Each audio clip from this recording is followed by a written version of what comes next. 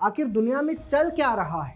Trump पहले कहते हैं कि ईरान के एनर्जी इंफ्रास्ट्रक्चर पर हम अब हमला नहीं करेंगे।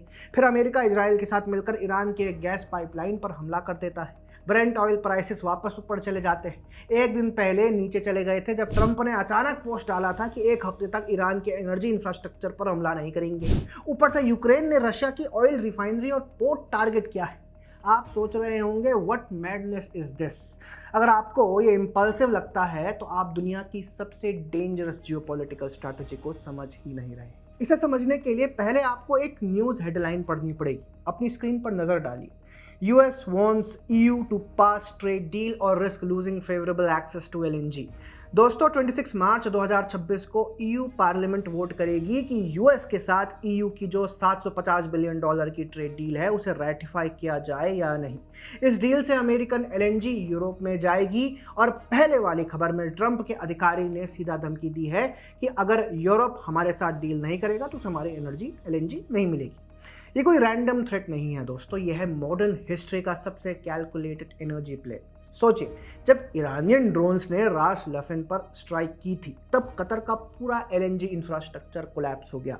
रिपोर्ट्स के मुताबिक उन्हें शायद इसे ठीक करने में 3 से 5 साल लग सकते हैं। कतर की LNG कैपेसिटी का 17% एक झटके में गायब हो जाता है। यूक्रेन वॉर के बाद रशिया की पाइपलाइन गैस यूरोप तक पहले ही कट चुकी है और ऊपर से 18 मार्च को ही EU ने रशियन LNG इंपोर्ट्स पर बैन लगा दिया।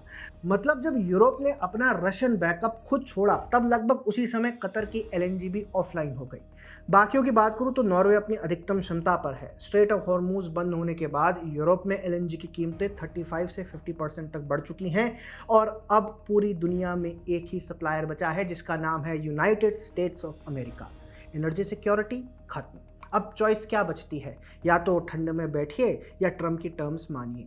लेकिन असली खेल यहीं से शुरू होता है दोस्तों। लास्ट सैटरडे नाइट ट्रम्प ने पोस्ट किया था 48 आवर्स में ईरान के पावर प्लांट्स खत्म कर दूंगा। ऑयल मार्केट एक्सप्लोड होते हैं। ब्रेंट $113 और WTI $100+। फियर क्रिएट हो चुका है और फिर मंडे मॉर्निंग में एक नया पोस्ट आ जाता है। प्रोडक्टिव कॉन्वर्सेशंस चल रही हैं। Strike pause for 5 days. कुछ ही घंटों में तेल की कीमतें 10% से ज़्यादा गिर गई। WTI $89 तक आ गया। S&P में $2 ट्रिलियन की उछाल आ गई। पहले डर पैदा किया, फिर राहत दी। फियर ने यूरोप को झुकाया, रिलीफ ने अमेरिकन वोटर्स को शांत किया। दोनों केसेस में एक ही आदमी का भला हुआ जिसका नाम है डोनाल्ड ट्रंप। अब टाइमलाइन देखिए। ईरानियन पावर प्लांट्स पर 5 दिन का पॉज फ्राइडे 27 मार्च को खत्म होता है। EU पार्लियामेंट 26 मार्च को वोट करती है। यूरोप को अमेरिकन एनर्जी पर निर्भरता को उस पॉसिबल वॉर एस्केलेशन से 2 दिन पहले मंजूरी देनी है।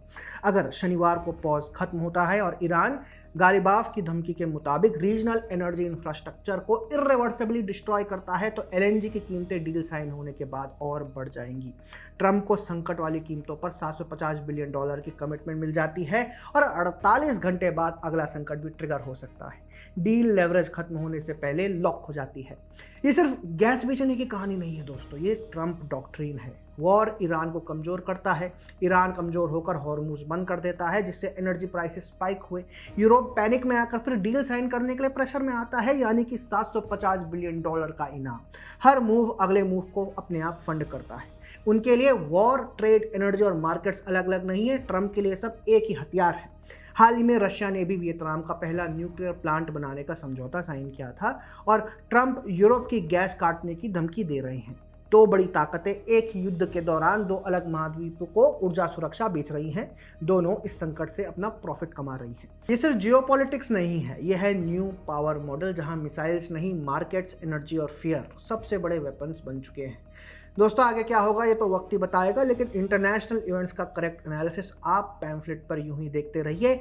ऐसा करने के लिए कृपया हमारे चैनल को सब्सक्राइब करना ना भूलें और अन्य सोशल मीडिया प्लेटफॉर्म्स में हमें फॉलो भी जरूर कीजिए। धन्यवाद।